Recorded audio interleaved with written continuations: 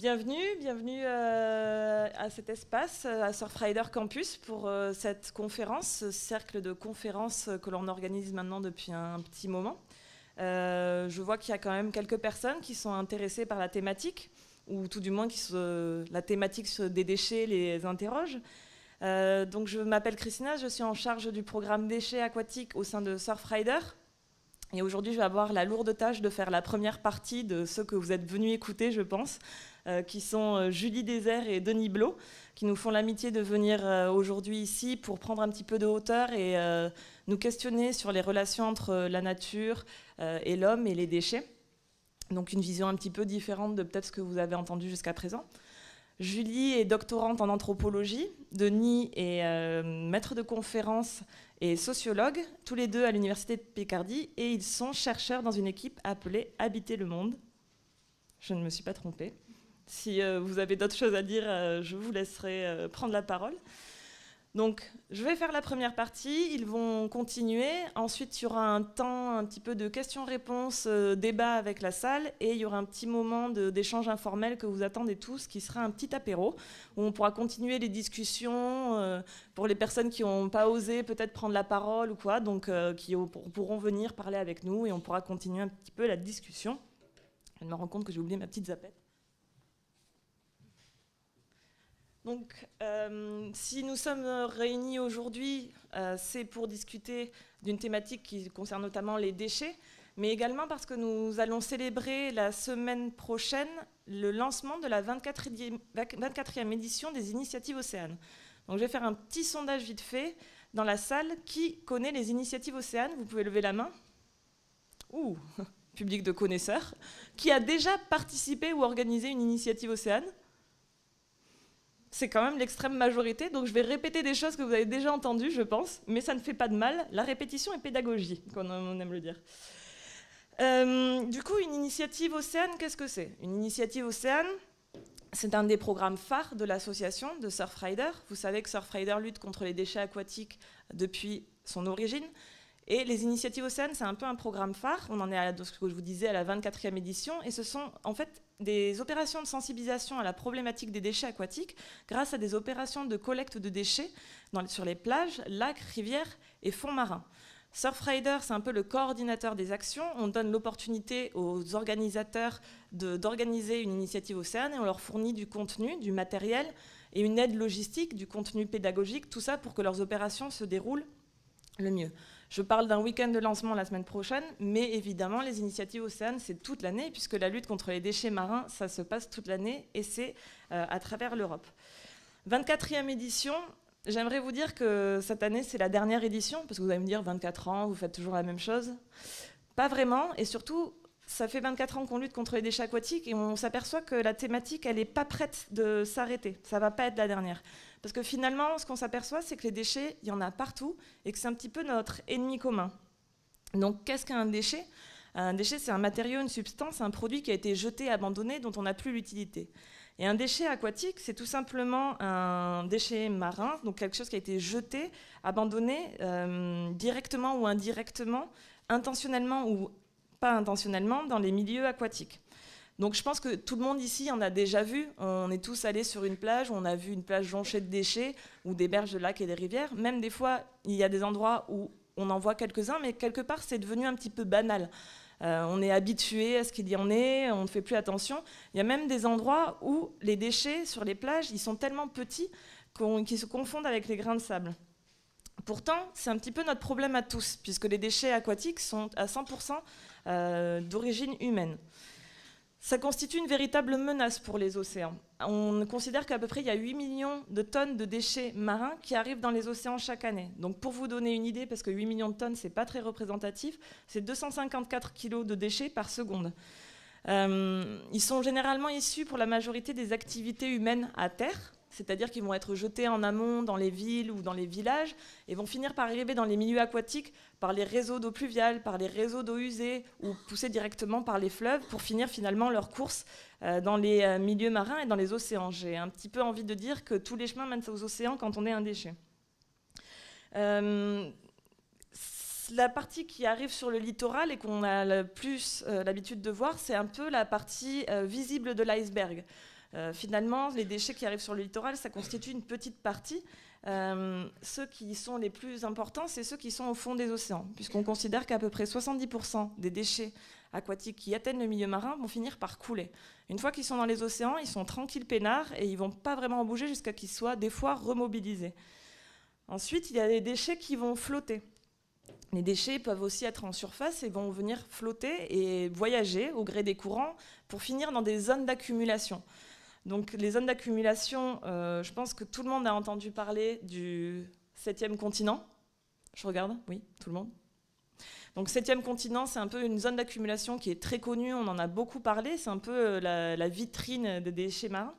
Donc c'est tout simplement un endroit dans les océans où il y a des courants qui vont former une espèce de tourbillon et qui va plus facilement piéger les déchets. Les déchets, une fois là-bas, vont pouvoir rester un petit moment, ressortir. Il faut se dire que c'est un continent, on ne peut pas marcher dessus, c'est vraiment une manière de l'appeler, c'est plutôt une espèce de soupe plastique qui est située à 10 mètres de profondeur.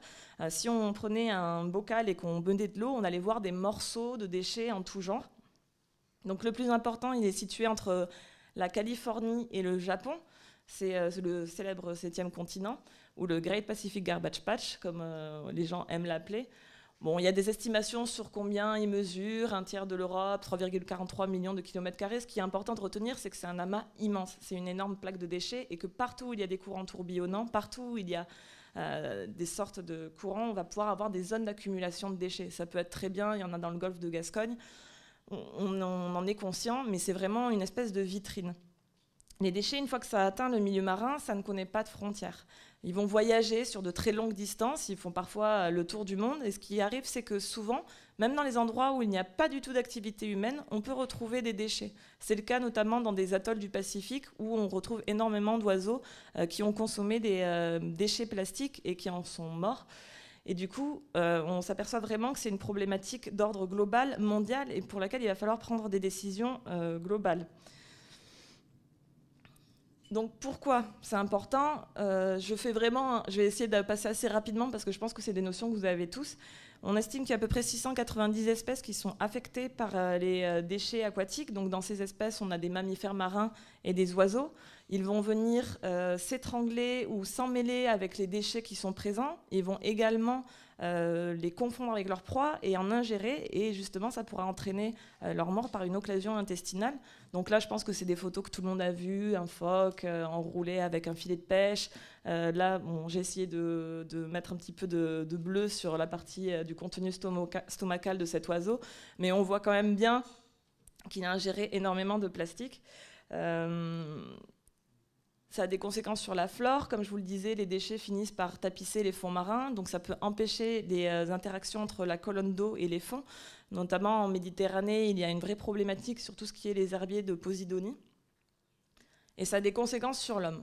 Donc à part la partie très inesthétique d'une plage jonchée de déchets, les déchets peuvent être dangereux. On peut se mettre le pied sur une seringue, ce qui a été l'hantise dans les années 90, un petit peu moins maintenant, mais c'est vrai qu'il y a quand même des déchets qui sont coupants. On trouve aussi des fois des produits où on ne sait pas du tout ce qu'il y a dedans. Donc ça représente vraiment on va dire un danger. Ça a un coût économique. Vous n'êtes pas sans savoir que pour avoir des plages, on va dire, propres au terme où nous l'entendons, ça coûte extrêmement cher aux collectivités locales qui sont souvent débordées et submergées par la problématique des déchets. Et ça peut aussi avoir un coût sur les activités maritimes. On a déjà entendu parler de pêcheurs qui avaient les hélices de leurs bateaux qui s'entravaient dans des filets ou qui avaient des problèmes avec leurs engins de pêche, ou même de navires qui vont percuter des conteneurs tombés en mer. Donc c'est vraiment tout un tas de problématiques qui sont liées aux déchets, en plus de celle qui est bien connue, qui est quel est le devenir des déchets sur l'homme. Je pense que j'ai fait pas mal d'amalgame entre déchets et plastique, tout simplement parce que la majorité des déchets que l'on retrouve dans le milieu marin sont composés de plastique. Bien évidemment, les pourcentages divergent, mais on va plutôt penser à 80% de déchets. Le plastique, ça a rendu de nombreux services, ça a été un peu une révolution dans notre monde moderne. Il a porté beaucoup de succès par rapport, par exemple, au monde médical ou même à alléger, en termes de transport, les contenants et les emballages. Mais par contre, pour le milieu marin, c'est pas si fantastique que ça. On estime qu'il y a à peu près 350 millions de tonnes de plastique qui sont produites chaque année dans le monde et de 5 à 13 millions vont finir dans les océans. Donc ça représente 1,5 à 4% de la production mondiale. Il faut savoir que le plastique, ça a un peu une particularité, c'est que ça déteste les UV. C'est-à-dire que sous les rayons de soleil, avec l'aide un petit peu des vagues et du sel, les plastiques vont se fragmenter. Ils vont se fragmenter et ça va libérer les composants chimiques qui rentrent dans leur composition. Mais également, le plastique, ça agit comme une éponge. Enfin, ça va absorber les contaminants chimiques déjà présents dans l'eau. Ça peut aussi servir de transport à d'espèces invasives. Ça peut faire plein de choses. C'est vraiment génial. Et en se fragmentant, il va se fragmenter dans des particules de plus en plus petites jusqu'à arriver sous la composition de microplastiques ou même des fois de nanoplastiques. Et plus le morceau est petit, plus les espèces marines qui sont susceptibles de l'ingérer vont être nombreuses. Du coup, le plastique, c'est vraiment le reflet de notre société moderne. C'est vraiment très logique, finalement, quand on y réfléchit. Si vous regardez autour de vous, la majorité des choses que vous portez ou que vous avez sont composées de plastique. Ça va des lunettes, ça va des fibres des vêtements, surtout certainement vos chaussures. Donc c'est vraiment le reflet de notre société de consommation. Et je parlais des microplastiques. Donc là, on parle des microplastiques qui se fragmentent, mais il y a aussi des microplastiques qui vont être introduits directement dans le milieu, par exemple par les réseaux d'eau usée. Donc là, je parle des microplastiques qui sont ajoutés intentionnellement à un certain nombre de produits, comme les microplastiques qui sont ajoutés dans les produits cosmétiques, mais également les produits détergents.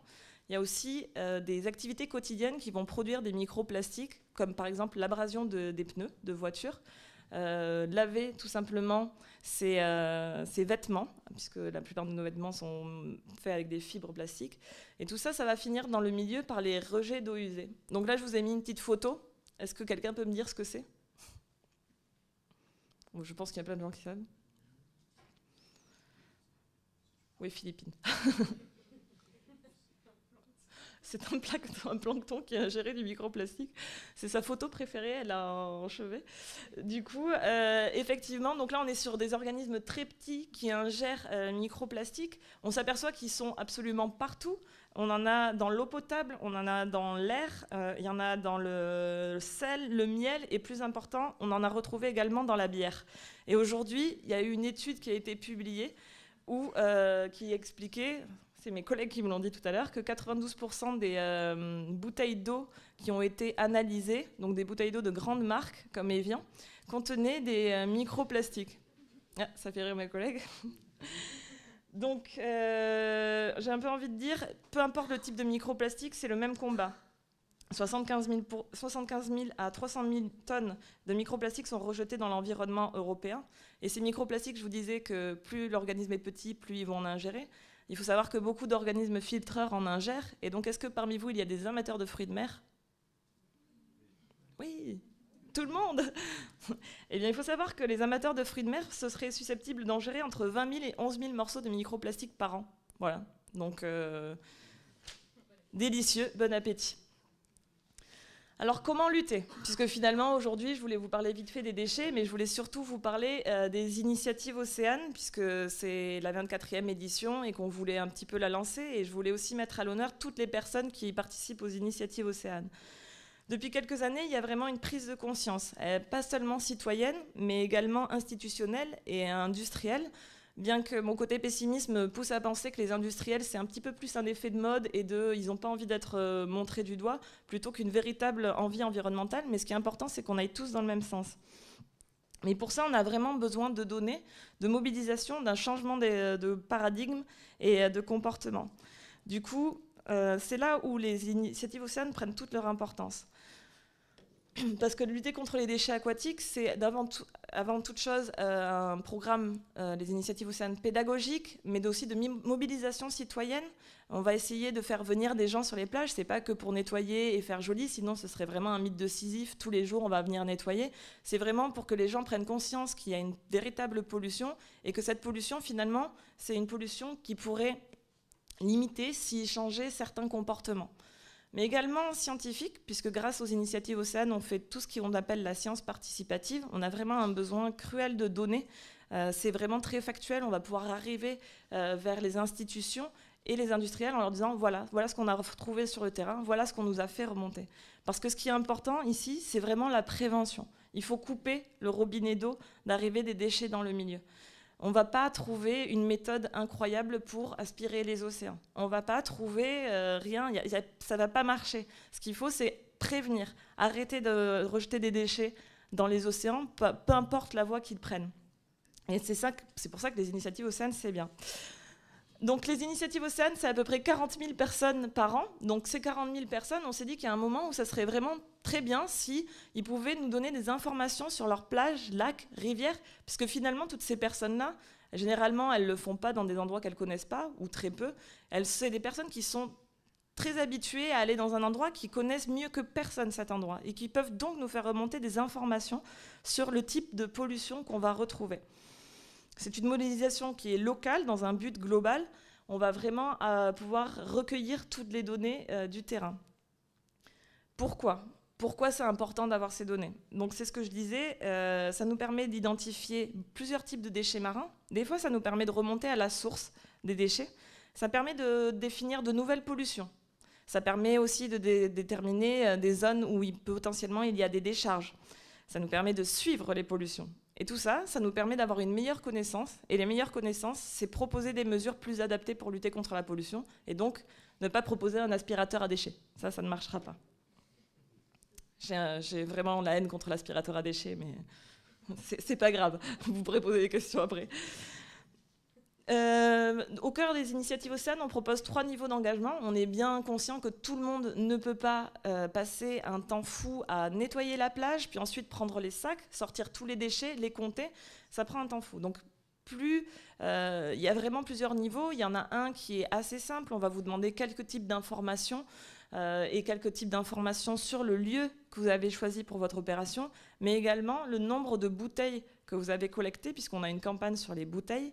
Il y a un niveau d'engagement qui est un petit peu supérieur, qui est là, on va faire une identification de 32 items qui sont répartis dans une liste par matière et par usage, en plus de questions également sur l'endroit où vous avez collecté les déchets. Et enfin, un dernier niveau qui est une application qui permet de mettre en place un protocole scientifique européen. Donc là, on est sur une liste quand même de 152 items, donc c'est un petit peu costaud, ça prend un peu plus de temps. Et généralement, on demande aux personnes de le faire plusieurs fois dans l'année. Donc là, c'est vraiment un niveau d'engagement encore supérieur. Et du coup, qu'est-ce qu'on fait avec ces données? Tout simplement, on va d'abord commencer par traduire ces données dans un bilan environnemental. Donc là, vous avez en avant-première, et je sens que vous frétillez de le voir, le bilan environnemental de l'année 2017. Donc avec un top 10 des déchets retrouvés sur l'ensemble des façades. Je pense que ça ne va pas trop vous étonner. On est mégots de cigarettes, fragments de plastique entre 2,5 et 50 cm, qui sont généralement en fait, des morceaux de plastique qui ne sont pas identifiables. Tout type de bouteilles plastiques, boissons, des fragments de polystyrène, des sacs plastiques et fragments de sacs plastiques, morceaux de verre, bouchons de bouteilles, emballage alimentaire, et je vous laisse continuer à lire puisque je pense qu'il n'y a pas de souci. Finalement, je pense que ça étonne personne ici, le type de déchets que l'on retrouve. Finalement, c'est beaucoup de déchets ménagers. Les initiatives océanes en 2017, c'était 37 795 personnes qui ont participé, soit la population de Monaco. On a passé beaucoup de temps sur nos analogies, donc soyez indulgents. 42 286 km parcourus par nos participants, soit la circonférence de la Terre. Et alors notre plus belle analogie, c'est 146 000 bouteilles qui ont été retrouvées, soit 1325 baleines bleues de 330 mètres alignées. Donc on m'a beaucoup aidé sur ces analogies. C'est un peu, ça semble anecdotique, mais ce qui est important, c'est d'avoir un peu une vision, qu'on arrive à comprendre ce que ça représente. Du coup, dans la science participative pure et dure, cette année, il y a eu 5 337 personnes qui se sont impliquées. Ce que je voulais vous présenter, c'était un peu le bilan environnemental pour la façade Golfe de Gascogne, parce qu'en plus d'un bilan général, on présente un bilan qui est par façade, parce que selon la façade maritime sur laquelle on va être, on va trouver des déchets différents. Différents dans le sens, ça ne va pas passer du tout au tout, mais vraiment les pourcentages et la présence de déchets, par exemple sur la façade Manche, on trouve beaucoup plus d'engins de pêche que sur la façade méditerranéenne, on va trouver plus de déchets qui sont liés à tout ce qui est réseau d'assainissement. Donc sur la façade Golfe de Gascogne, je m'excuse pour les gens qui sont en streaming s'ils ne sont pas de la façade Golfe de Gascogne, on a un top 5 avec des fragments de plastique entre 2,5 et 50 cm, des mégots de cigarettes, des morceaux de verre, des emballages alimentaires et des fragments de polystyrène. Vous retrouvez ensuite tous les déchets qu'on a quantifiés avec le nombre. et des petites informations un petit peu intéressantes sur, par exemple, 16,87% des déchets qui ont été retrouvés sur cette façade, c'était des mégots de cigarettes. Il y a une collecte où on a retrouvé 4 moteurs. Il y a des collectes en Vendée notamment où on a retrouvé énormément de déchets liés à l'activité conchilicole, ce qui montre vraiment un petit peu la différence de ce qu'on a. Et après, à droite, vous avez des informations sur les cours d'eau. Donc là, on est plutôt sur tout ce qui est eau douce, avec une majorité de mégots de cigarettes retrouvés sur la façade Golfe de Gascogne, avec 24,87%, mais également une très forte propension d'emballage alimentaire, donc plutôt tout ce qui est chips, sneakers, bon, je me donne des marques, je ne sais même pas pourquoi je fais ça, de chez Chut Chut, pas de marque, plutôt donc, des sucreries, etc. Donc on donne tout un tas d'informations et on demande aussi la perception aux personnes de comment ils pensent que les déchets sont arrivés là. Donc c'est généralement toujours la même chose, 82% pensent que c'est issu d'incivilités, de gens qui ont abandonné les déchets sur place, etc. Et pourquoi on a besoin de ces données? Comme je vous le disais, donc c'est pas seulement pour suivre les déchets, c'est aussi parce qu'on a besoin de faire bouger un petit peu les lignes et d'apporter une vision aux institutions. Nos institutions qui sont aussi bien européennes que nationales que locales. On va appuyer nos revendications. Personne ne peut lutter contre des faits. Là, on présente vraiment des faits. On présente des faits aussi bien aux institutions qu'aux industriels. On voit qu'il y a quand même pas mal de velléité de tout ce qui est production industrielle, de changer leur mode de production. Eux, ce qu'ils veulent, évidemment, c'est continuer à produire, qu'on continue de consommer, mais trouver des moyens pour éviter que ça arrive dans le milieu. C'est pas mal, mais il faut peut-être à un moment repenser notre mode de consommation. Donc là, je vous ai donné un exemple. Donc, qu'est-ce qu'on peut faire avec toutes ces données et toutes les personnes qui se mobilisent avec nous? Donc là, on avait l'an dernier le nombre de cotons-tiges qui ont été retrouvés, donc 45 000 cotons-tiges qui, bout à bout, donnent 9,7 fois la tour Eiffel. C'est anecdotique encore une fois, mais en tout cas, ça a eu du poids quand on est allé négocier la loi sur la reconquête de la biodiversité, donc la loi dite biodiversité, puisque a été introduite une disposition pour interdire la vente de coton-tiges en plastique d'ici à 2020. Donc d'ici à 2020, en France, on va se retrouver sans coton-tiges en plastique. Bon. Ceci étant dit, ça va être remplacé, on espère, par des matières qui se dégradent ou on espère tout simplement qu'ils ne seront plus rejetés dans les toilettes. Mais on n'est pas encore contre la possibilité qu'on nous introduise des plastiques dits biodégradables. Je ne vais pas m'étendre dessus, mais on pourra y revenir si ça vous intéresse. Et je voulais juste vous montrer ça. L'année dernière, on a trouvé 78,2% des déchets qu'on avait retrouvés lors des initiatives océanes. Ils étaient des déchets plastiques à usage unique. Et ça a son intérêt, puisque en janvier, le 26 janvier 2017, est sortie la stratégie plastique de l'Union européenne, où pas mal de choses ont été un petit peu chamboulées dans le modèle. Et cette stratégie plastique, cette sortie a été l'occasion également pour la Commission européenne de dire qu'ils allaient prendre une législation sur ce qu'on appelle le single use, donc le plastique à usage unique, sur lequel on attend beaucoup de choses et une prise de position très très importante de la Commission européenne pour tout un tas d'objets plastiques à usage unique qu'on retrouve dans le milieu marin. Donc là, je vous ai mis l'exemple des bouteilles, mais il y en a plein, je pense que vous les connaissez. On a ces cotons-tiges. On a des sacs plastiques, tout ça pour avoir des règles au niveau européen qui soient toutes les mêmes. Et bien évidemment, tout ça ne peut marcher que s'il y a un vrai changement dans les mentalités. On ne va pas remplacer un usage unique en plastique par un autre usage unique. Ce qui est important, c'est un peu passer à autre chose sur de réutilisables. Alors, je voulais vous parler un peu des biomédias, parce que ça fait des années qu'on suit cette pollution. Un petit peu le découvreur de cette pollution est dans la salle, mais je ne vais pas le nommer.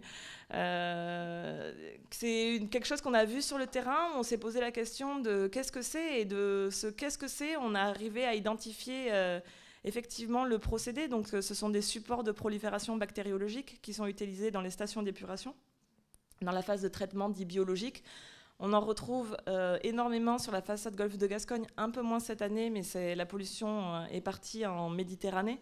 Et si je vous parle de ça, c'est parce qu'on est arrivé de la pollution un jour à constater sur la plage et travailler avec les professionnels du secteur de l'assainissement pour élaborer des recommandations d'usage pour éviter les rejets dans le milieu marin, rapport qui est sorti il n'y a pas très longtemps.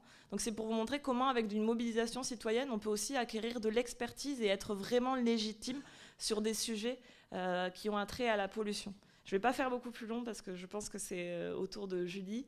Je voulais vous remercier de votre attention et j'espère que cette proposition vous a motivé à participer à la 24e édition des initiatives Océanes, donc qui commenceront dès le 22 mars et qui se dérouleront toute l'année.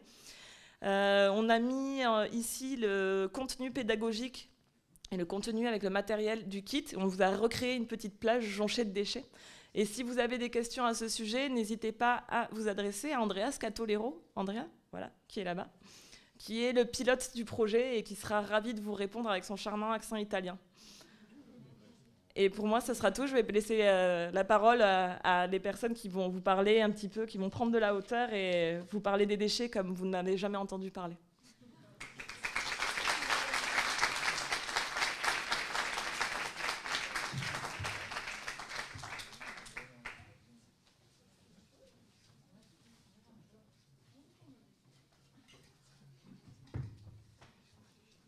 Bonsoir.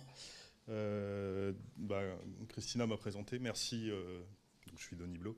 Merci de cette invitation et puis du temps que vous nous offrez pour pouvoir exposer les résultats de nos réflexions de nos travaux.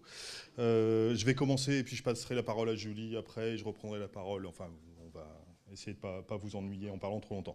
Le point de vue qu'on va développer aujourd'hui, ça sera celui d'anthropologues, c'est-à-dire des scientifiques qui ont une contrainte dans leur production et dans leur parole, une contrainte d'objectivité. Alors, en deux mots, les anthropologues, ce sont des gens qui s'intéressent à la manière dont les humains donnent du sens à leur environnement social, leur environnement culturel et puis aussi leur environnement matériel, donc notamment à la nature, et c'est ça qui va retenir notre attention aujourd'hui.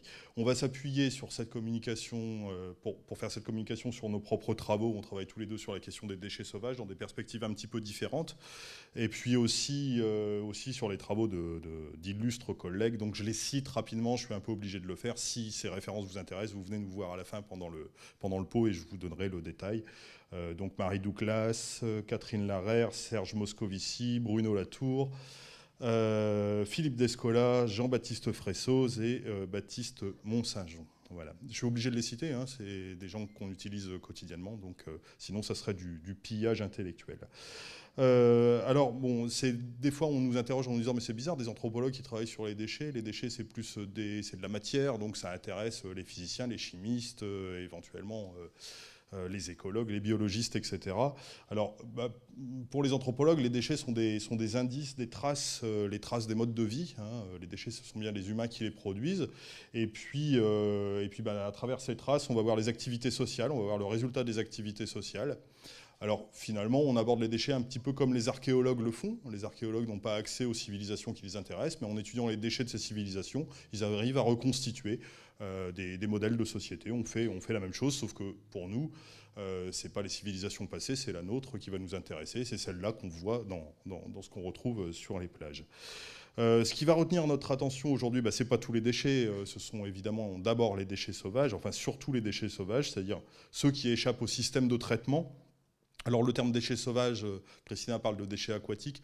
Le terme de déchets sauvages, pour en dire deux mots, c'est un terme qui regroupe aussi les déchets aquatiques. C'est un terme qu'on utilise pour désigner l'ensemble de ces déchets, ceux qu'on trouve dans la montagne, au fond des sous-bois, voire sur les trottoirs. On avait besoin d'un concept qui regroupe l'ensemble et pas seulement les déchets aquatiques. Donc ces déchets sauvages, on en retrouve évidemment dans les océans et c'est ceux qui attirent le plus l'attention aujourd'hui. Il y a beaucoup plus de communication sur les déchets dans les océans que sur les déchets qui sont au fond des bois, pour des raisons que j'évoquerai tout à l'heure.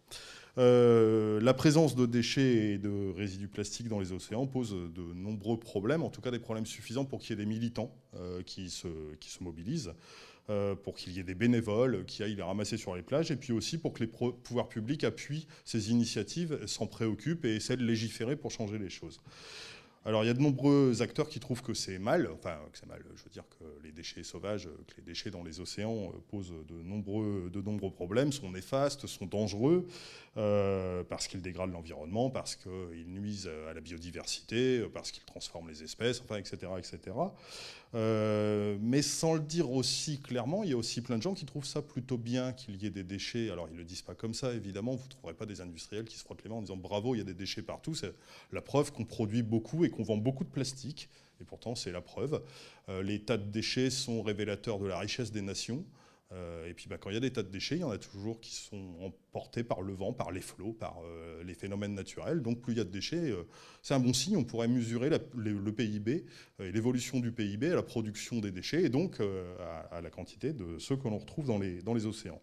Les industriels aujourd'hui investissent le champ des déchets sauvages, avec l'espoir de créer des plastiques biodégradables. Alors les scientifiques, il y a de nombreux scientifiques qui bossent aussi sur cette question, puisqu'il y a un attrait, hein, on finance des recherches.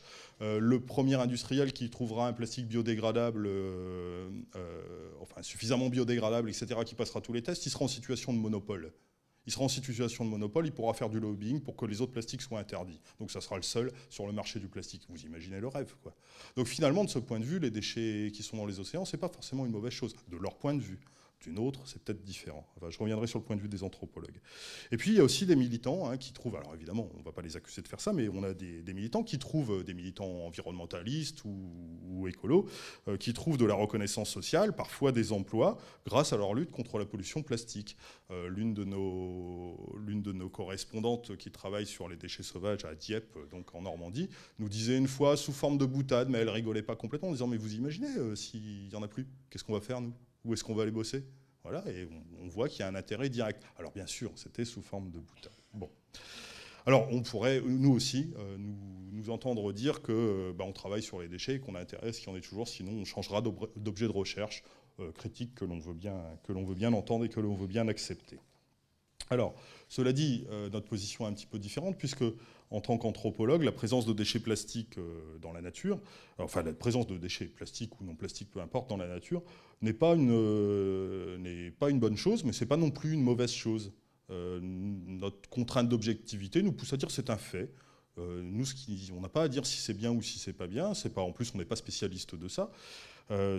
Notre objet, donc, c'est pas la présence des déchets dans la nature, c'est plus le fait qu'il y a des gens que ça préoccupe, plus le fait qu'il y a des gens qui trouvent ça anormal, ou plus le fait qu'il y a des gens qui trouvent ça pas tout à fait normal, mais enfin, en tout cas, positif, parce qu'on va pouvoir continuer à faire marcher l'économie capitaliste grâce à ça.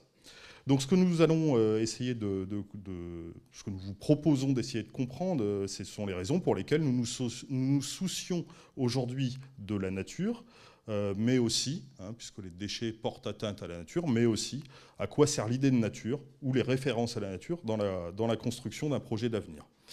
Alors, on va aborder un certain nombre de points, je vous les présente rapidement. D'abord, on va essayer de voir ce qu'est un déchet, enfin, du point de vue des anthropologues. Deuxièmement, on essaiera de vous dire pourquoi nous avons besoin, alors on questionnera le nous, mais là je le présente rapidement, pourquoi nous avons besoin de détruire la nature. Ensuite, en troisième point, nous verrons pourquoi ils sont devenus aujourd'hui un problème, alors que les déchets pendant très longtemps ne posaient pas de problème. Quatrième point, on entend souvent dire, vous le savez, qu'il y a une conscience écologique qui est en train de monter, une conscience environnementaliste qui est en train de monter. Est-ce vrai ? Et puis qu'est-ce que cache cette histoire ? Cinquième point, nous nous interrogerons sur la catastrophe écologique en nous demandant si ce n'est pas une bonne chose. Alors bon, avec les précautions que j'ai prises au début, vous entendez bien, ou plutôt pour qui c'est une bonne nouvelle, la catastrophe écologique. Et puis, sixième point, que reste-t-il de la nature aujourd'hui ? Est-ce qu'il faut toujours mobiliser cette idée de nature et à quoi ça sert ? Sur ce sixième point, on va s'appuyer sur notre expérience de collecteur, puisque dans nos travaux d'anthropologues, les anthropologues sont pas c'est pas comme des philosophes qui peuvent faire leur travail juste dans leur bureau ou dans une bibliothèque. Ils ont besoin de faire une enquête empirique, une enquête de terrain, et nous, nos enquêtes ont consisté principalement à aller collecter des déchets, à se mêler aux collecteurs et à observer à la fois les déchets et les réflexes et les discours des collecteurs de déchets. Et puis, en conclusion, on verra à quoi sert l'idée de nature. Est-elle toujours utile aujourd'hui ? Premier point, qu'est-ce qu'un déchet ? Alors, une définition officielle du déchet, Christina l'a mobilisé tout à l'heure, le déchet, une définition réglementaire, le déchet est un objet abandonné. Pour nous, cette définition, elle ne fonctionne pas parce qu'en fait, il y a beaucoup d'exceptions. Certains objets abandonnés ne sont pas des déchets. Il y a des objets que l'on abandonne volontairement, dont on se débarrasse volontairement et qui ne constituent pas des déchets.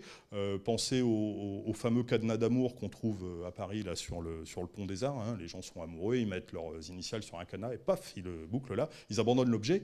Et pour eux, ce n'est pas un déchet. Alors évidemment, au bout d'un moment, les parapets des ponts s'alourdissent tellement que les services municipaux sont obligés de les retirer et pestent contre les déchets.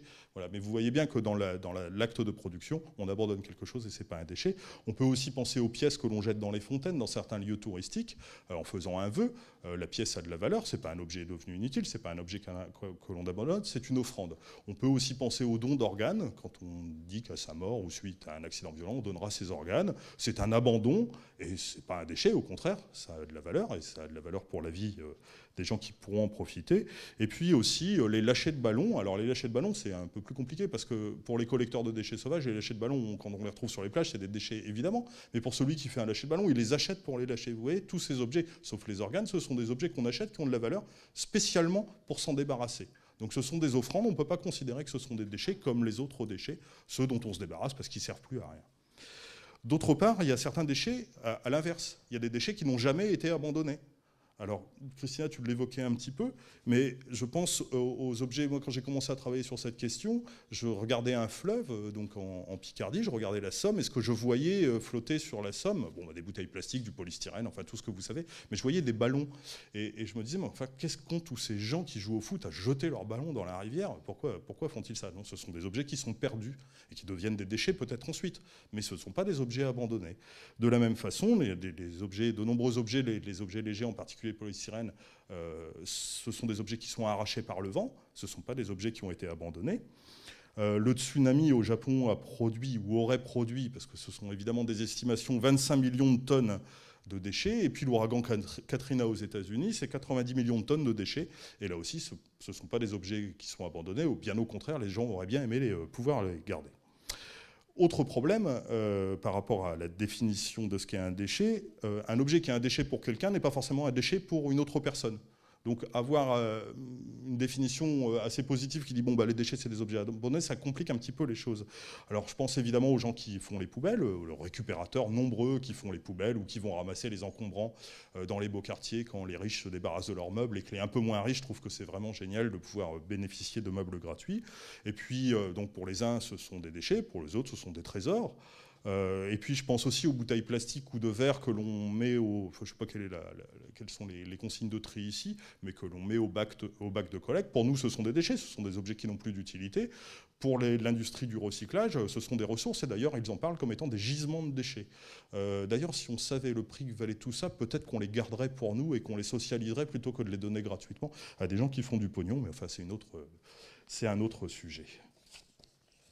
Le passé des uns, en la matière, le passé des uns et l'avenir des autres. Ce que je mets à la poubelle avait de la valeur, mais n'en a plus. C'est mon passé, c'est un objet qui est fini.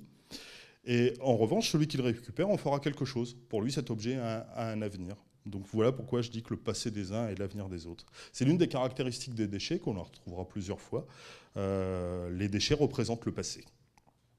Autre exemple qui peuvent nous permettre de définir le déchet, je voudrais vous parler du mouchoir en papier, le mouchoir avec lequel je me mouche. Et puis comme je me mouche une fois, je n'ai pas un gros rhume, je me dis et puis que je ne veux pas gaspiller trop, je le mets sur un coin de table en disant je me moucherai une deuxième fois, puis quand je me serai mouché 5 fois, je le mettrai à la poubelle. Mais enfin, en tout cas, pour l'instant, ce n'est pas un déchet puisque je vais le réutiliser, il a toujours une valeur d'usage.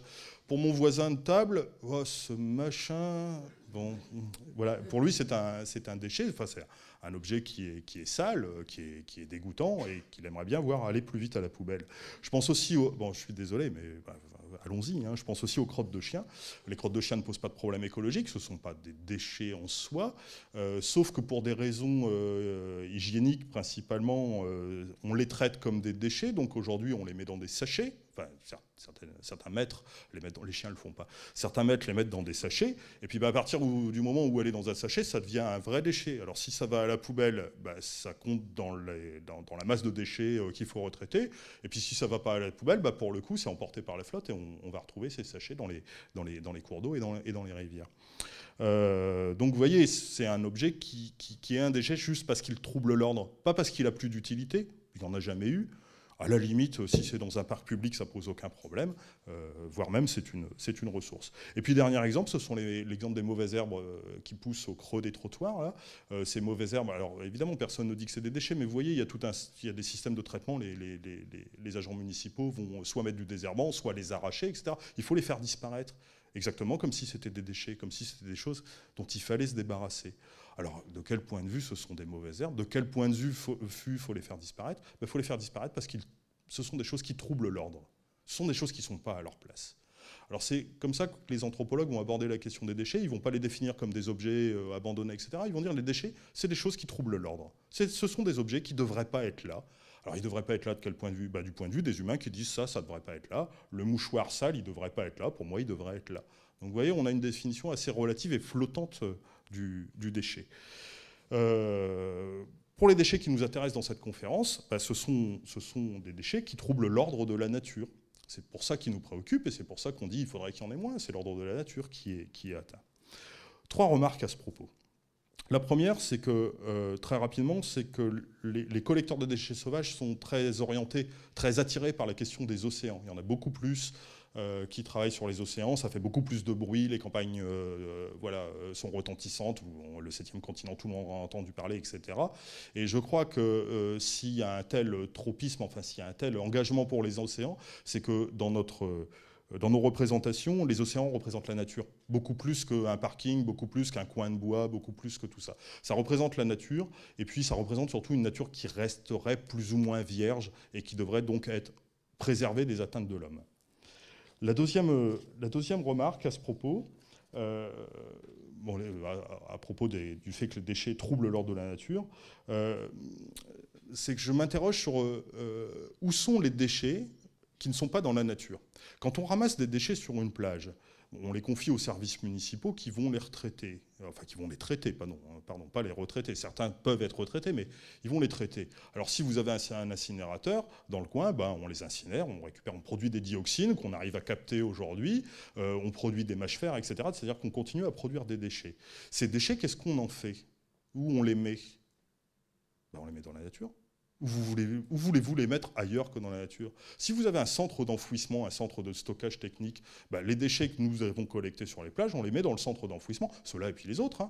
On les met dans le centre d'enfouissement, et puis quand le centre d'enfouissement est plein, on le recouvre de terre. Alors tout ça, il y a des membranes, etc., pour pas que ça fuite, tout va bien. On récupère les lixivia, ce liquide noir que vous avez au fond de votre poubelle si vous ne les changez pas assez souvent. Et puis ce liquide noir, il est chargé de métaux lourds, c'est très très dangereux. Et puis ces lixivia, qu'est-ce qu'on en fait? On ne sait pas quoi en faire, donc on les stocke. Et on les stocke où?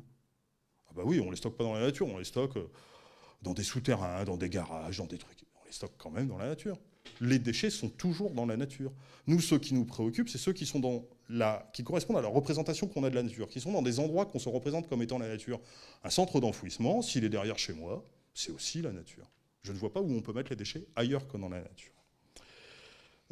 Troisième remarque, le fait que les déchets troublent l'ordre de la nature est quelque chose de relativement nouveau. Alors quand je dis relativement nouveau, Initiative Océane depuis 24 ans, donc ça a au moins un quart de siècle. Pardon. Pendant fort longtemps, la nature, qu'on va en première approximation les espaces inhabités en fait, la nature a été utilisée pour évacuer les déchets et personne ne s'en préoccupait. Pour le dire autrement, pour maintenir de l'ordre dans les lieux habités, on avait besoin d'utiliser la nature comme exutoire, comme lieu où on veut que ça soit propre chez nous, on veut que ça soit ordonné chez nous, voilà, on met les déchets, on met ce qui ne nous sert plus à l'extérieur, dans la nature. Alors on peut penser aux pneus usagés qui ont été jetés à la mer. Vous savez qu'il y a 90 000 mètres cubes de pneus qui ont été jetés en France, donc principalement dans la Méditerranée, au large de la Côte d'Azur. Alors aujourd'hui, on est en train de les repêcher. Alors on les jetait dans la Méditerranée avec... c'était plein de bonnes intentions, c'était pour faire des récifs.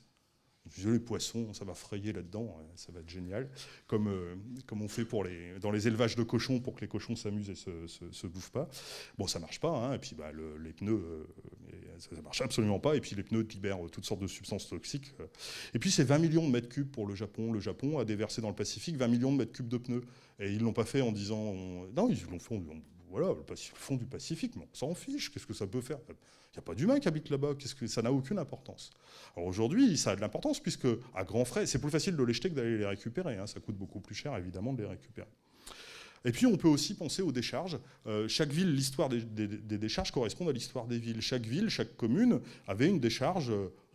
Alors aujourd'hui on dit que ce sont des décharges sauvages, mais on avait une décharge, un lieu où on allait, en Picardie on dit le lieu où on allait balayer c'est jeter comme ça. Alors généralement on cherchait un endroit où il y avait un trou, comme ça pouvait tomber. Et puis quand la ville grossissait, le trou, on mettait de la terre dessus, on construisait, puis on prenait un trou un peu plus loin.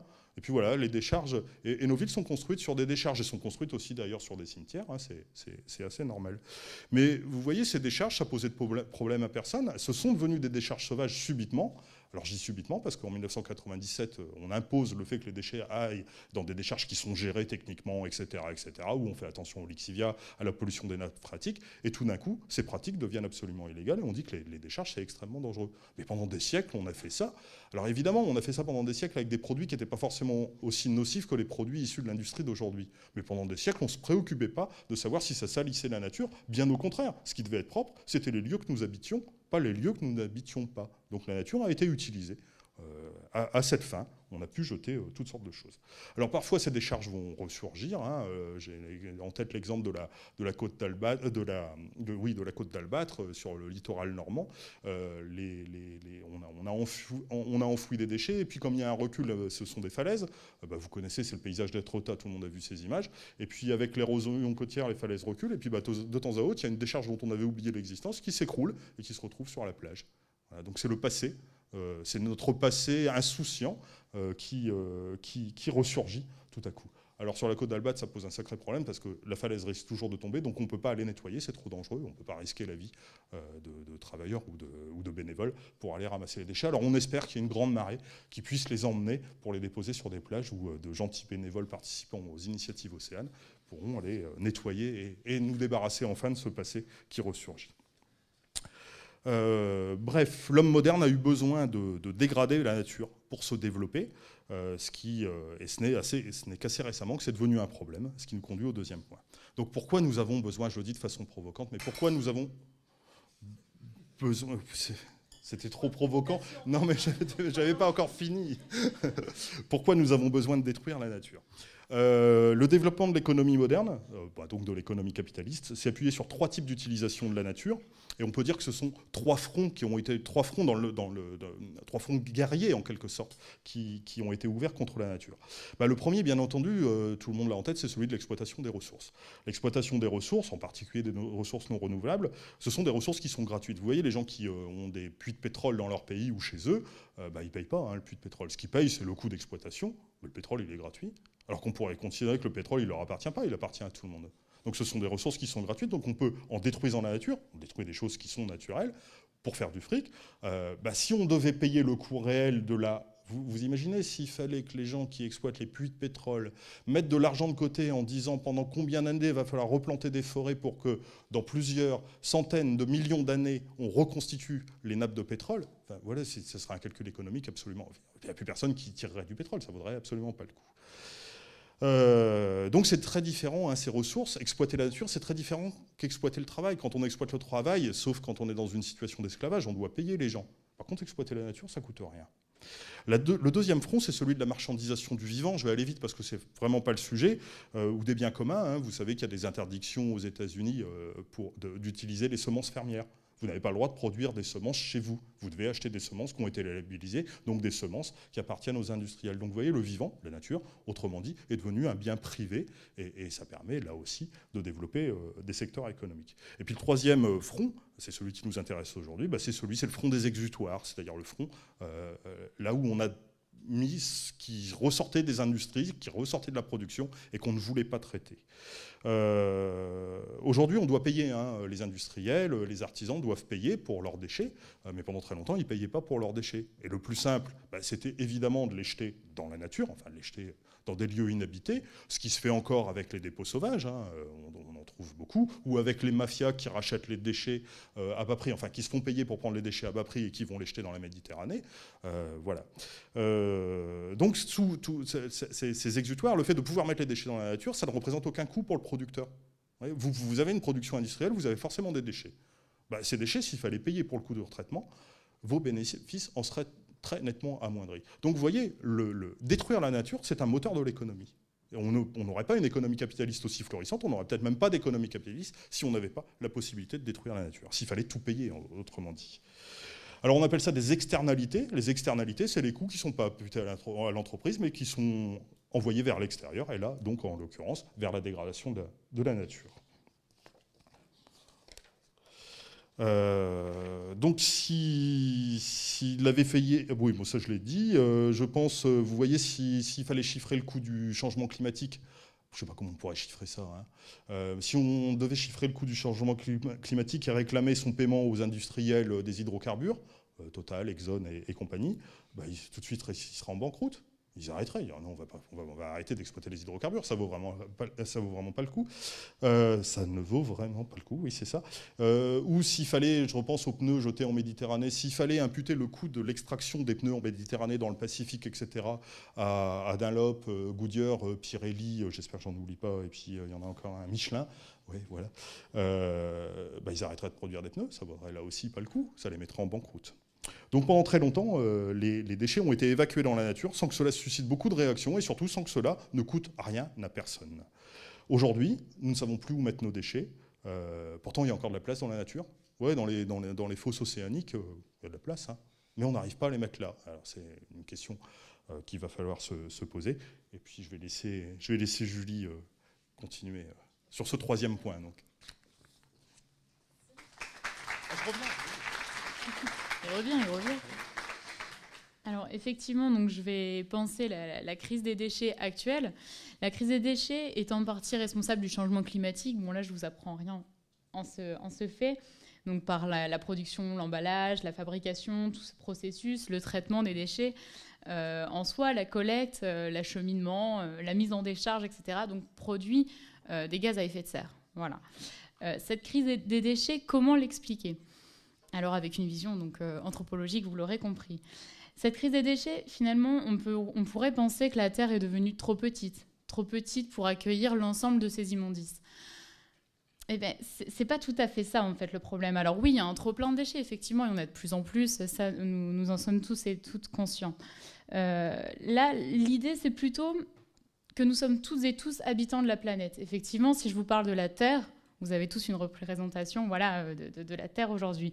Et pourtant, c'est assez ridicule de dire les choses ainsi, mais c'est une représentation qui est assez récente. Elle date des années 70 à peu près. Donc effectivement, nous habitons une même planète Terre, et en cela, il n'y a plus de lieu où on ne pourrait tolérer les déchets. Alors je pourrais vous demander, oui, bah, pourquoi pas, après tout, demain, moi je connais un espace vierge, très grand, où il n'y a pas beaucoup d'habitants, je parle de l'Antarctique. Bon, on pourrait mettre nos déchets tous là-bas, et je vois vos regards et on se dit non, c'est pas possible en fait, c'est pas envisageable. Effectivement, à l'heure d'aujourd'hui, il n'y a plus de lieu où nous pouvons tolérer donc ces déchets en présence. Et puis, pour expliquer cette crise des déchets, Denis évoquait tout à l'heure le déchet comme passé, comme symbole du passé. Alors ça, c'est des choses que finalement vous connaissez et que vous vivez au quotidien.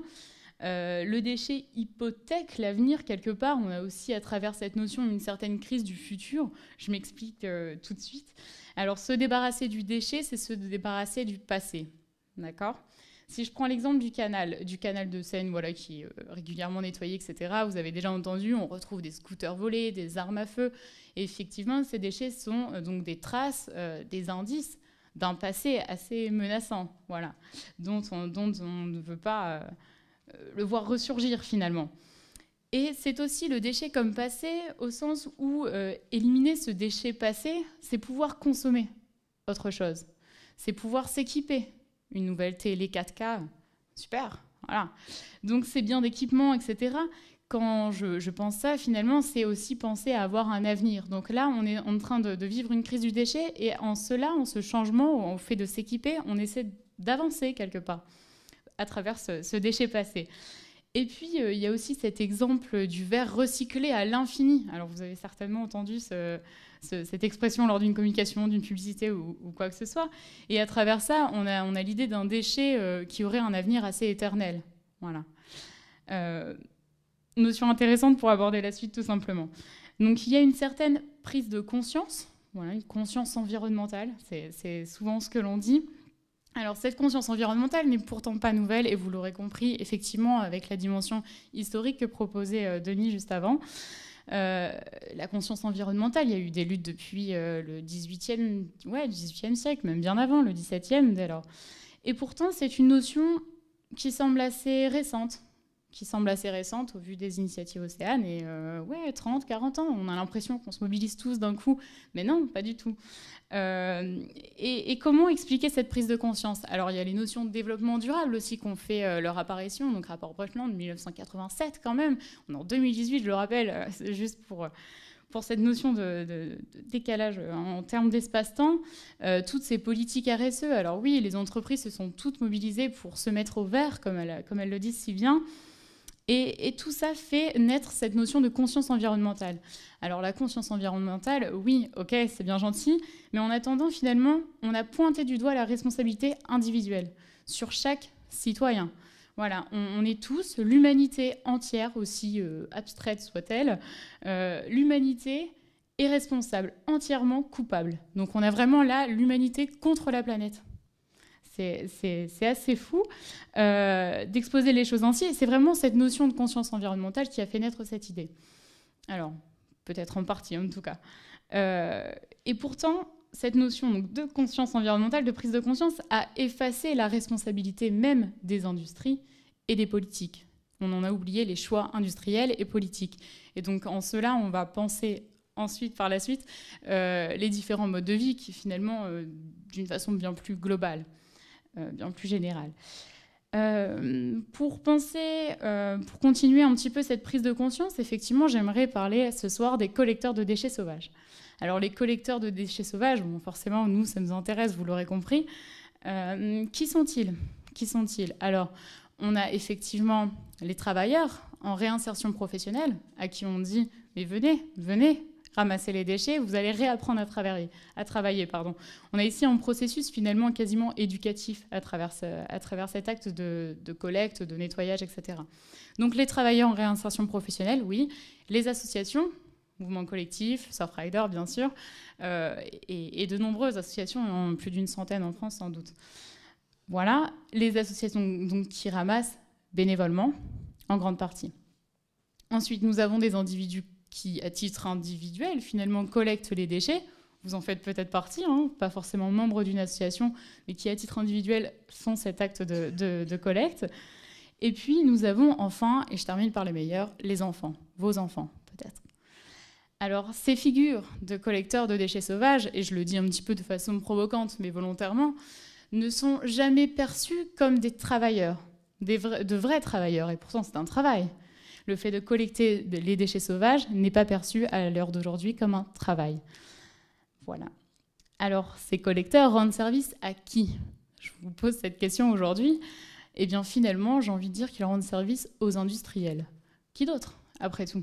Aux industriels, puisque, comme Denis l'expliquait juste avant, avec cette notion d'externalité, les industriels n'ont pas à se soucier de leurs externalités, puisque les collecteurs sont là pour s'en occuper. Alors évidemment, je vais faire bondir les collecteurs, évidemment, mais et bien sûr, j'en suis consciente, la mobilisation des collecteurs, et j'en fais partie, nous nous mobilisons pour désigner ce problème, la présence des déchets, tout simplement. Hein. Ça je ne renie pas du tout ce fait. C'est vraiment une question... Ok, très bien, c'est ça, mais finalement, vous rendez service, nous rendons service en partie aux industries, et donc, vous l'aurez compris, malgré nous. Voilà. Je continue. Donc, en ce terme de collecteurs et d'industrie, j'ai envie de parler de notre cher Édouard Leclerc. Donc, vous connaissez très certainement l'opération Nettoyons la nature. Voilà, c'est la 21e édition cette année. Nettoyons la nature. Là, clairement, nous avons la position entrepreneuriale. Voilà, il en tire profit pour son image. Ça c'est assez évident. Et pourtant, là encore, les enfants collectent les déchets sauvages. L'année passée, c'était 545 000 enfants mobilisés pour collecter les déchets sauvages. Alors, collecter ou travailler, donc vous l'aurez compris, je vous pose la question. À cela s'ajoute, mais à un tout autre niveau, plutôt en complément, l'appel d'Heidelberg, j'espère que j'ai bien prononcé, Donc voilà, donc cet appel d'Heidelberg a été fait en 1992, donc après le 3e sommet de la Terre à Rio, 1992, où 425 scientifiques ont signé cet appel. Alors, on signait cet appel déclarant, et je cite donc je vais lire, « L'humanité a toujours progressé en mettant la nature à son service et non l'inverse. » Donc là, finalement, on a une réaffirmation du rôle de la science, des techniques et des industries. C'est vraiment cette idée. Là encore, je cite, « Les dangers sont l'ignorance et l'oppression par la science, la technologie et l'industrie. » Donc là, on est en train de nous dire quoi avec cet appel en 1992 ? On est en train de vous dire, OK, on en a conscience, on est en train de détruire la planète, les industries signent également, OK, pas de problème, on a la solution en fait. Donc, je vais vous exposer ces figures de solutionnistes, en quelque sorte. La question des déchets sauvages est traitée en dehors du système de production capitaliste actuel, alors qu'elle en est la conséquence. Et je pense qu'on l'oublie quasiment un petit peu trop souvent. Donc, qui se mobilise et pourquoi les océans ? Pourquoi ce tropisme océanique, comme Denis l'appelle ? Donc, je l'ai un peu exposé juste avant. Les individus créant des dispositifs de nettoyage, de recyclage et de valorisation. Alors, ces individus que l'on appelle les solutionnistes, cherchant des solutions, eh bien, j'ai envie de vous dire, oui, la catastrophe écologique a du bon pour eux. Enfin, ils sont ravis. Je vais donner simplement l'exemple de Total. Total cherche actuellement à créer des plastiques dits biodégradables. Vous imaginez, si Total arrive à créer ce fameux plastique biodégradable, il aurait le monopole mondial. Bah, rêvez. Voilà, donc effectivement, la catastrophe écologique a du bon pour certains acteurs. Et en cela, ils se mobilisent en aval. En aval, autrement dit, effectivement, pour les déchets marins et uniquement pour les déchets marins. En aval, pourquoi ? Parce que pour eux, ils n'ont aucun intérêt finalement à voir le flux de déchets dans l'environnement diminuer. Ils n'en ont aucun intérêt. Pour eux, les déchets présents au fond des océans, sur les bords des littoraux, etc., c'est un nouveau marché économique, j'entends. Donc on recycle finalement la destruction de l'environnement quotidiennement au sein de la société, pour notre société donc de production marchande actuelle. Alors j'ai envie de citer aussi Boyan Slat, à qui j'ai pensé, tu m'as fait penser avec ton robot aspirateur, c'est dans la même veine. Boyan Slat, donc c'est ce petit jeune qui s'est dit mais vous inquiétez pas, effectivement les océans sont sales, mais moi j'ai la solution, je vais les nettoyer. Donc il est arrivé avec son grand barrage, vous en avez certainement entendu parler. Bon, ça n'a pas très, très bien fonctionné, ça c'est autre chose. Mais en tout cas, c'est vraiment ce point de vue, cette figure-là, voilà, c'est un exemple type. C'est la figure du solutionniste qui se dit, moi j'arrive, mais un peu trop tard et après, et pour les mauvaises raisons. TerraCycle aussi, voilà, donc c'est une entreprise qui se propose de recycler les déchets qui ne sont pas recyclés habituellement, à savoir les pommes potes par exemple, ou encore les capsules, ouais, je vois que TerraCycle, ça fait réagir, les capsules de café. Et la TerraCycle, ils ont les fins, croyez-moi, depuis 2 ans à peu près, ils se sont dit on va collecter, recycler, donc valoriser les déchets collectés sur les plages. Donc pour ça, on va appeler les assos qui se mobilisent bénévolement, bien sûr, et on va leur dire est-ce qu'on peut vous récupérer vos déchets ? Bah oui, forcément. Donc TerraCycle, c'est 16 millions d'euros de chiffre d'affaires par an. Je pense que tout est résumé. À côté de ces solutionnistes, on a aussi la figure des valorisateurs, enfin ce que j'appelle des valorisateurs. Donc là, c'est un petit peu la même chose, mais de façon plus respectueuse finalement. On va valoriser, recycler, mais de façon très locale. Je donne l'exemple de Palana Environnement, donc c'est une association qui recycle les filets de pêche à Marseille, vous connaissez peut-être. Voilà, donc c'est une dimension où on va chercher des solutions, mais voilà, vous l'aurez compris, différemment. Préserver la nature permet à ces solutionnistes, donc j'entends les grandes firmes, voilà ce que je vous exposais juste avant, donc ces solutionnistes de continuer à détruire cette nature tout en tirant profit. Et finalement, là, je vous ai un petit peu détaillé tout ça, et j'en viens à penser que reste-t-il de la nature ? La nature avec un grand N majuscule. Que reste-t-il de la nature ? Nous, autres anthropologues, nous pensons le concept d'hybridation. C'était un petit peu technique comme ça, mais en réalité, vous allez très bien comprendre. Ce sont des éléments naturels, voilà, et des éléments d'origine anthropique, donc issus des activités humaines, qui se mêlent, s'entremêlent et ne font plus qu'un. Aujourd'hui, on parle effectivement d'hybridation pour définir par exemple le plastique que l'on retrouve dans l'eau de pluie. Voilà, c'est un très bon exemple. On est vraiment dans l'hybridation des plus complètes, des plus totales, avec ce cycle de l'eau, etc. Bon, je ne vais pas vous faire toute cette géographie, mais vous aurez compris l'idée. À cela s'ajoute, que reste-t-il de la nature, le côté des artificialisations des milieux naturels. Alors, artificialisation, pourquoi? Je peux donner l'exemple du nettoyage mécanique. Donc, en plus, c'est un cas qu'on connaît assez bien sur la côte basque. Nettoyage mécanique, donc au nom, finalement, d'une nature sans intervention humaine, on espère avoir cette plage de sable blanc. Voilà. Cette représentation, finalement, artificielle de la nature, clairement, où l'on fait table rase des déchets, mais aussi table rase de la laisse de mer. Donc la laisse de mer, ce que laisse la mer, je pense que je parle à des personnes déjà bien sensibilisées sur la question, mais effectivement, tout à fait, effectivement, la laisse de mer est pour moi aussi un symbole même de l'hybridation, où vous verrez en vous promenant que les éléments naturels et les éléments d'origine anthropique, ici les déchets, sont clairement entremêlés. Une laisse de mer sans déchets, moi, j'ai 24 ans, j'en ai jamais vu, quoi. Donc voilà pour ces deux petits exemples d'hybridation. Et là encore, finalement, les CPIE, notamment, nous disent qu'il ne faut pas toucher à la laisse de mer. Voilà, il faut la préserver, etc. C'est un discours qui est émis. Alors je vous pose la question, faut-il la laisser sale pour considérer qu'elle soit naturelle? Voilà. Tout l'enjeu et les questions que peuvent poser l'hybridation en soi. La laisse de mer est inexistante lorsque le nettoyage mécanique est réalisé, donc vous l'aurez compris. D'autant plus que le nettoyage mécanique a ses propres limites, hein, bien sûr. Il fragmente certains déchets en de fines particules. Bon, alors ça, c'est une question peut-être polémique pour certaines collectivités territoriales, donc je ne vais pas faire état ce soir. Mais vous l'aurez compris, il y a encore un double enjeu d'hybridation. Et cela m'amène à penser la laisse de mer inexistante, le nettoyage mécanique, vous me suivez, à une nouvelle artificialisation. Donc que reste-t-il de la nature? Ce soir, je vous réponds en 2 temps, hybridation et artificialisation. C'est un petit peu sur ce ton grave que je vais laisser la parole à Denis. C'est vrai que c'est assez pessimiste comme conclusion, mais pas pessimiste, réaliste en fait. Voilà, je t'en prie.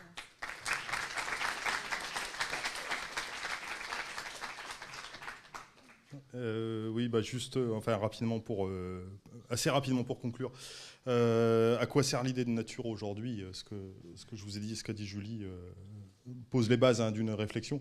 Ce que l'on observe, c'est que la mobilisation de l'idée de nature va autant permettre de développer encore plus les modes de production qui la détruisent. C'est-à-dire que, en gros, l'idée, c'est la planète souffre, elle est en train de se détruire, etc. Mais grâce à des solutions issues, technoscientifiques et industrielles, on va préserver, non pas les milieux naturels, mais on va préserver l'habitabilité, c'est-à-dire les conditions de vie des humains. On va donc adapter, en gros, la nature, on va continuer à la transformer, à l'adapter pour pouvoir continuer à y vivre en tant qu'humain. Alors je pense, c'est des exemples qui sont assez éloignés de la question des déchets, mais je pense à l'idée d'ensemencer les océans avec des particules de fer. Si on ensemence les océans avec des particules de fer, on développe le plancton. Le plancton est la première source de captation du CO2, donc on pourrait continuer à produire, à avoir des véhicules qui marchent, à utiliser du carbone, parce que le carbone serait capté. Oui, il y a des projets comme ça qui sont dans les tuyaux. Alors il y a un autre projet du même genre qui consiste à envoyer du soufre, des particules de soufre dans les nuages, dans l'atmosphère, parce que ça assombrirait l'atmosphère et donc on bénéficierait de moins rayonnement solaire et ça limiterait le changement climatique. Vous voyez, ces solutions, ça permet. Puis il y a une autre solution dont on commence à parler, les abeilles disparaissent, il y a des gens qui bossent sur des drones pollinisateurs. C'est pas grave, il n'y aura plus d'abeilles, on va trouver une solution, on est bien capable de faire ça. Vous voyez, et l'idée de destruction de la planète, elle sert des idées comme ça, quoi. Et par ailleurs, elle peut aussi être brandie d'un tout autre côté. L'idée de destruction de la planète, elle peut aussi être brandie pour dire non mais là on arrête, quoi. Il faut vraiment changer de mode de vie, il faut vraiment changer de mode de production. Donc c'est deux voies qui sont totalement opposées, qui s'appuient sur la même idée que la planète est en train d'être détruite, que la nature est en train d'être détruite. Mais à elle seule, l'idée de nature, l'idée de sa destruction, n'est pas porteuse d'un projet d'avenir. Elle n'indique pas quelle voie il faut suivre. Et il y a des scientifiques qui disent, mais bon, voilà, il y a du changement climatique, mais vous inquiétez pas, on va trouver des solutions. On a réussi à tout trouver comme solution jusqu'alors, on va réussir aussi à trouver une solution. Et puis il y a d'autres gens qui sont généralement plus militants, qui disent, non, mais il faut arrêter de consommer du carbone, il faut radicalement changer de mode de vie. L'idée de nature, ça ne nous permet pas de trancher. Pour répondre à cette question, nous sommes condamnés à nous demander ce qui est souhaitable pour nous, c'est-à-dire comment nous voulons vivre. L'évocation de la nature seule ne permet pas d'y répondre. Autrement dit, je conclurai là-dessus, il faut, si on revient aux déchets, je crois qu'il faut désécologiser la question des déchets sauvages pour la repolitiser. Voilà.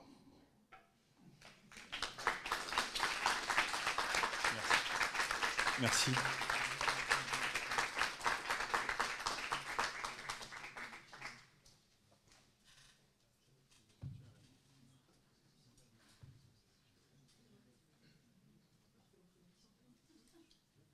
C'est moi. Merci beaucoup donc à Denis et Julie de nous avoir fait leur présentation et fait part de leurs travaux de recherche. Je pense qu'il y a peut-être des questions dans la salle, donc on vous propose de faire un petit tour de questions avant l'apéro. Toujours le teasing de l'apéro. Donc, non, parce que je suis sûre qu'il y a des gens qui ont envie de poser. Ah, Denis voudrait qu'il n'y ait pas de questions pour aller prendre l'apéro.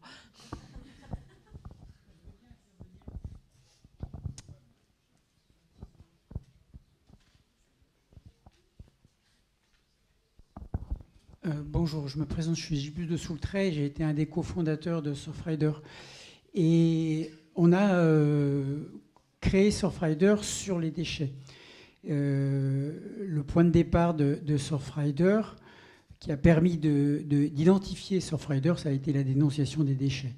Et notamment d'une île, enfin voilà, on a de façon un peu exagérée parlé d'une île flottante de déchets dans l'Ouest de Gascogne. Et donc voilà, donc votre exposé est tout à fait intéressant. J'en partage certains aspects, moins d'autres. Je pense qu'il faut sortir des oppositions et des argumentations qui opposent, si vous voulez, par exemple toujours le pollueur-payeur. C'est l'industriel qui produit. Mais tous les produits que l'industriel produit, ce sont des produits que nous, on se sert quotidiennement et avec lesquels on ne saurait pas vivre si on ne les avait pas. Le problème du plastique, on est un exemple. Les surfeurs en sont bien conscients. S'il n'y avait pas le plastique et qu'on retournait au bois, je crois qu'on aurait beaucoup de mal à surfer comme on surfe aujourd'hui. Donc l'histoire de l'industriel qui est le pollueur et qu'on doit condamner systématiquement, je crois qu'il faut sortir de cette dichotomie et revenir dans un rapport où peut-être le déchet, c'est notre rapport à la nature. Bon, vous avez cité Descola. Bon, les travaux de Descola sont essentiels et ce qu'il a bien montré, notamment dans la modernité, c'est justement la modernité se pose en étant une civilisation qui a créé une distinction dans son rapport à la nature. Alors que bon, il a expliqué les 4 rapports qu'on a à la nature. Et dans ce rapport de distinction par rapport à la nature, on a sans doute, la modernité, une vision de la nature comme un infini. Hein, un infini d'exploitation et un infini de rejet. Et quand l'océan est l'exemple type, c'est-à-dire que l'océan, on pêche à l'infini, et là maintenant on réalise qu'il n'y a pas d'infini, et on jette à l'infini. C'est un infini absorbable et un infini exploitable.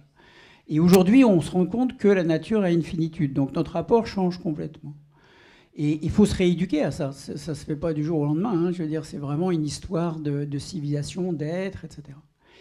Et je vais terminer avec cela. Et la question que je me demandais, si ça ne vous serait pas intéressant, c'est justement de dire que le déchet est un bien commun.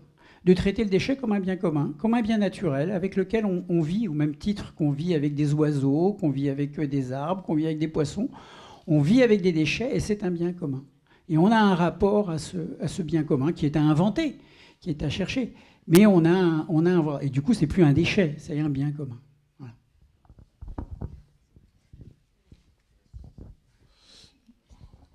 Ouais, mais je ne sais pas si je dois vous répondre en tant que militant ou en tant qu'anthropologue. Parce que savoir ce qu'il faut faire pour un anthropologue, voilà, dans notre exposé, on montre qu'il y a 2 voies. Alors peut-être qu'il est possible de les réconcilier, ces deux voies, de ne pas opposer les uns et les autres, etc. J'en sais rien. Moi, c'est vraiment... ces deux voies sont présentées de façon schématique, mais en gros, c'est soit on continue la croissance et le développement industriel, soit on arrête. Est-il possible de trouver un accommodement entre ces deux voies? Le développement durable promet ça. En tout cas, c'est là-dessus qu'il s'est greffé, hein, pour réconcilier les militants et puis les industriels. Ce que l'on voit aujourd'hui, c'est que ça permet de continuer la croissance. Enfin, je donne un exemple tout simple, hein, mais c'est pas une forme de réponse. Je suis assez embêté avec votre question. Aujourd'hui, si vous achetez un vélo électrique, vous avez le droit à une... Enfin, non, c'est fini. C'est fini depuis quelques mois, mais si vous achetez un vélo électrique, vous avez le droit à une subvention. Si vous achetez un vélo normal, vous n'avez pas le droit à une subvention. Le vélo électrique, c'est bon pour le développement durable. Le vélo normal, non. Bah oui, parce que le vélo normal, d'un point de vue économique, il est vachement moins intéressant que le vélo électrique. Voilà. Et donc, moi, je ne crois pas qu'on puisse réconcilier les choses absolument irréconciliables. Et là, pour moi, il y a deux voies qui sont totalement opposées. Je pourrais faire... je pense... Vous pouvez pas, dans certains conflits d'ordre politique ou dans certaines oppositions, on ne va pas forcément parler de conflits, mais dans certaines oppositions politiques, il y a des valeurs qui ne peuvent pas se réconcilier. Vous ne pouvez pas être pour la peine de mort, contre la peine de mort, ou on va essayer de trouver un modus vivendi pour être à la fois pour et à la fois contre. Voilà. Et là, moi, je crois qu'on a, dans la façon dont on a dessiné ces deux voies, il y a bien des choses qui opposent des modèles de vie, des modèles de développement, des modèles de société, qui sont absolument irréconciliables. Quant à l'autre question, sur le fait que les déchets soient des biens communs, c'est le cas déjà. Ceux qui sont dans les océans, ils sont à personne. Donc ce sont déjà des biens communs, et c'est à mon avis bien le drame. C'est-à-dire, si on arrivait à les imputer à quelqu'un, on a des procédures juridiques, on a toutes sortes de dispositifs, etc., pour dire la personne qui dégrade les océans... Mais le bien commun est traité par le droit commun. Donc, ce qui est au milieu des océans abandonnés n'est pas un bien commun. Le bien commun, la route est un bien commun, elle est gérée par la municipalité, etc. L'école est un bien commun, enfin on connaît tous ces débats. Donc vous mettez les déchets en tant que bien commun, il devient un traitement par le bien commun, par le droit, voilà. Non, c'est justement pas un abandon au milieu de l'océan. Le déchet au milieu de l'océan n'est pas du tout un bien commun, il est justement le problème. Vous pouvez dire la même chose au niveau des poissons. Dans ce cas-là, les poissons qui sont au milieu de l'océan et qui sont justement pas considérés comme un bien commun sont exploités de façon inimaginable par tous les bateaux qui sont au milieu de l'océan et qui disent mais de toute façon on n'est sous aucune législation.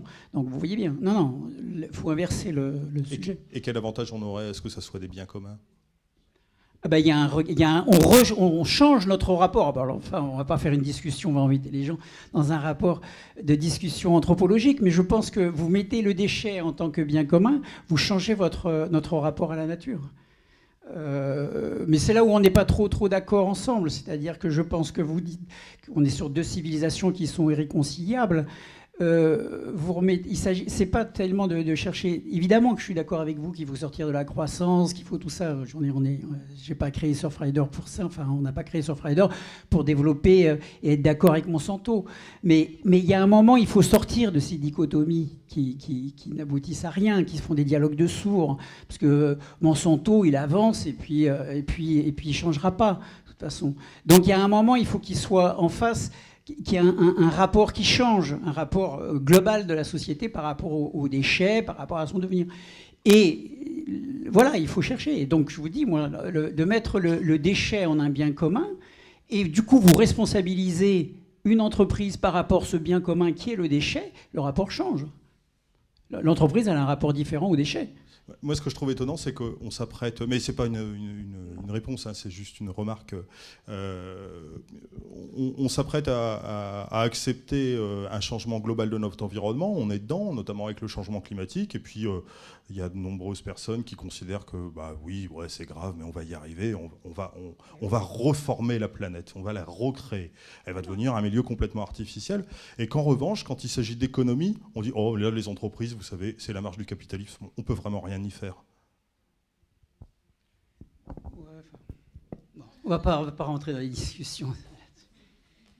C'était par rapport à Monsanto qu'on ne pourrait pas contraindre de faire autrement. D'autres questions peut-être? Interrogations, remarques?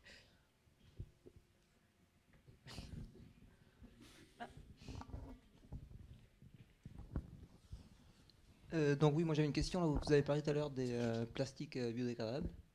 Et moi je pensais, bon, ça fait depuis 6 mois là, que j'ai déménagé à côté, là j'ai un jardin, donc j'ai acheté un composteur là, à l'agglo. Et donc je composte les poches plastiques biodégradables là, qui nous donnent quand on achète des légumes. Et donc c'est pour savoir ce que vous en pensiez. Vaste débat. Ah, faut que je parte là-bas. Pardon.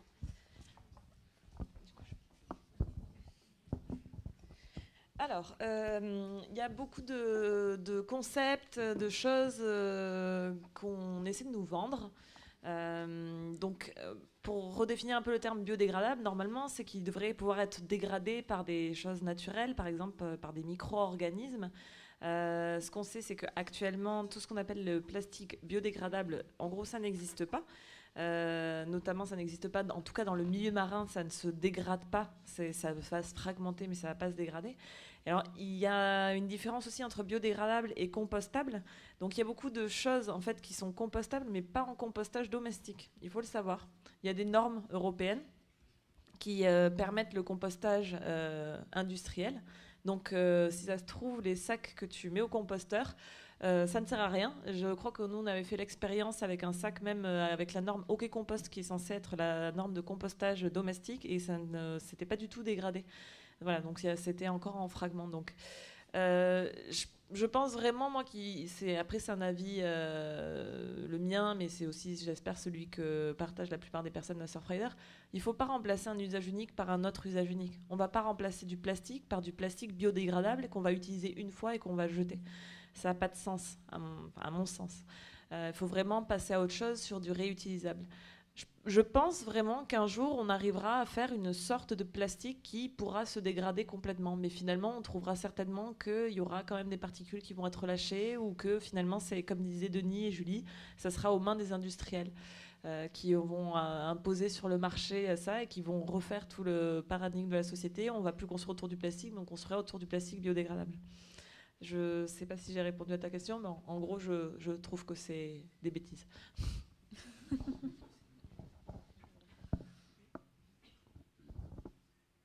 Ok.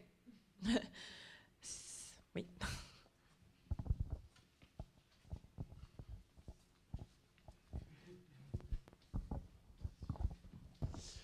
Dans votre exposé, Julie et Denis, vous parlez de devoir. J'ai découvert il y a assez récemment un courant, la théorie de l'effondrement, qui me paraît hyper pessimiste et qui ne s'intègre pas du tout dans ces deux options dont vous parlez. Je voulais savoir comment vous la situez dans votre étude et comment vous la caractérisez. Voilà. Ouais, vaste question. On n'a peut-être même pas la même position de Denis et moi. Je pense qu'on a peut-être sans doute même pas la même réponse. Moi, en tout cas, pour la théorie de l'effondrement, pour moi, je la situerais davantage dans cette notion-là, ce qui a traversé finalement l'exposé, la notion de destruction. Donc, effectivement, c'est très, très pessimiste comme vision des choses. Si à travers ça, c'est aussi de savoir quelle est notre position et notre regard sur ce côté pessimiste ou optimiste. Je ne sais pas, c'est peut-être une seconde question à travers la question de la théorie de l'effondrement. En tant qu'anthropologue, là encore, finalement, on se recule vachement sur ça. Alors peut-être que vous allez dire, mais en fait, il s'abrite complètement à ne pas répondre sous cette objectivité. Alors oui, effectivement, l'objectivité, ça ennuie pas mal de monde, mais en même temps, c'est le fondement de notre discipline. Et plus encore, je ne vais pas être schizophrène non plus, mais je vais avoir une réponse, on va dire, anthropologique, où je vais dire c'est une réalité, c'est développé par bon nombre d'acteurs. Ceux qu'on a rencontrés, non, j'ai pas d'exemple là. Pour essayer de le situer, je réfléchis en même temps que je parle. Et si je réagis plus spontanément, en tant que Julie, moi toute seule, plus que réaliste, moi je serais assez optimiste sur l'avenir, parce que sinon je serais pas là ce soir en fait, et je pense que vous non plus. La théorie de l'effondrement, c'est compliqué, hein. Je pense qu'il faudrait peut-être dire ce qu'est la théorie de l'effondrement pour le reste du public.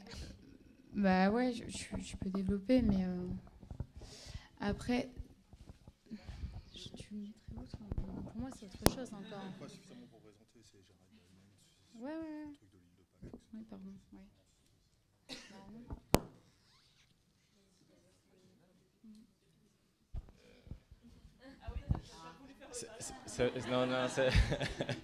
Ça va être un peu dur, mais en gros, c'est les conséquences de l'industrialisation qui entraînent en fait une crise majeure sur laquelle, même malgré tous les efforts qu'on est en train de faire aujourd'hui, ici et ailleurs, on ne pourra jamais revenir dessus. C'est même des calculs et des programmes qui ont calculé le fait que, avec pas mal de critères et pas mal de... On n'arrivera jamais à faire machine arrière et on fonce dans le mur, quoi. C'est l'effondrement de la société, voilà. C'est pour être un peu oui, c'était au sens premier du terme, oui, complètement. C'est l'effondrement de la civilisation. J'en sais rien, quoi. Parce que là, la question, c'est une question de prospective, de savoir comment sera l'avenir. On est absolument. Enfin, il y a des gens il y a des futurologues qui se trompent à peu près tout le temps. Après, il y a des astrologues qui parlent de l'avenir. Les scientifiques sont très très très prudents sur ces questions-là parce que vous voyez, un micro-phénomène peut provoquer des perturbations. Enfin, des déflagrations complètes et telles. Vous imaginez la conséquence qu'a eu un phénomène imprévisible, comme le tsunami du Japon, qui peut déstabiliser complètement une économie et donc, sur la base d'un pays, déstabiliser une économie mondiale. On ne peut pas savoir moi, je serais très très prudent. Après, savoir si je suis optimiste ou pessimiste, moi je suis très pessimiste. Mais c'est une autre affaire, ça.